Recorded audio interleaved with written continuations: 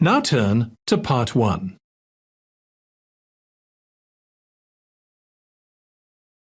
Part 1.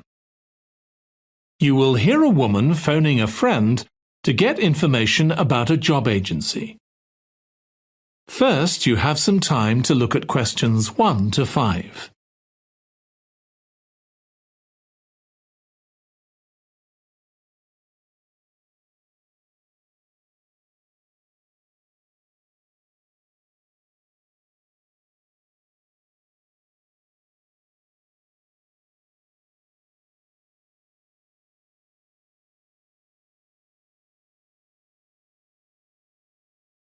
Now listen carefully and answer questions 1 to 5. Hello, William. This is Amber. You said to phone if I wanted to get more information about the job agency you mentioned. Is now a good time? Hi, Amber. Yes, fine. So the agency I was talking about is called Bankside. They're based in Docklands. I can tell you the address now. 497 East Side. OK, thanks. So is there anyone in particular I should speak to there? The agent I always deal with is called Becky Jameson. Let me write that down. Becky Jameson. Jameson.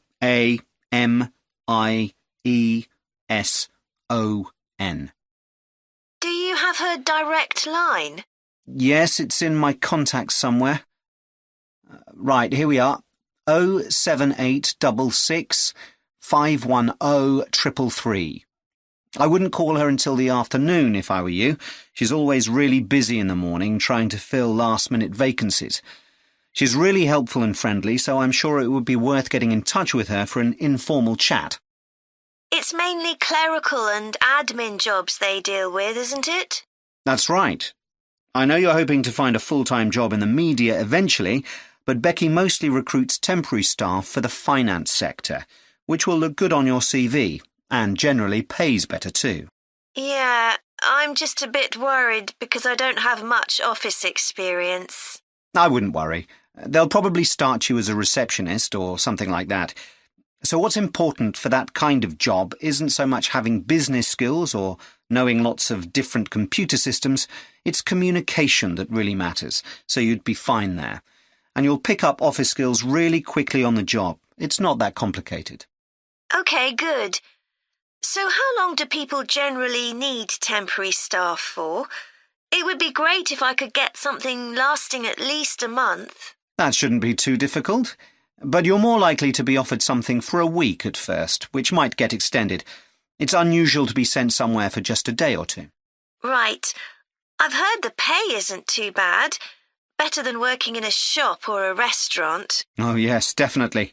The hourly rate is about £10, $11 if you're lucky. That's pretty good. I was only expecting to get £8 or £9 an hour. Before you hear the rest of the conversation, you have some time to look at questions 6 to 10.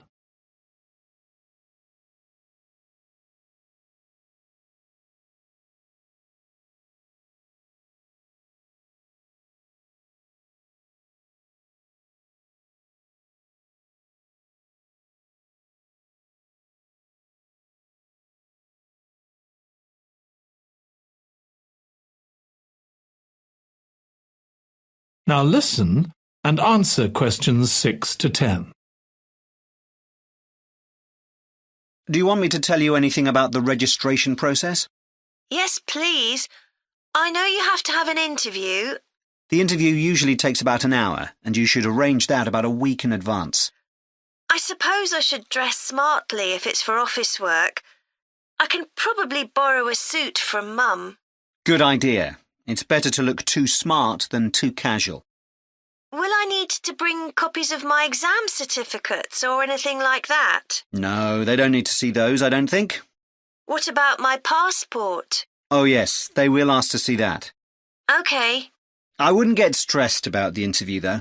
It's just a chance for them to build a relationship with you, so they can try and match you to a job which you'll like. So there are questions about personality that they always ask candidates, fairly basic ones, And they probably won't ask anything too difficult, like what your plans are for the future. Hope not. Anyway, there are lots of benefits to using an agency. For example, the interview will be useful because they'll give you feedback on your performance so you can improve next time. And they'll have access to jobs which aren't advertised. Exactly. Most temporary jobs aren't advertised.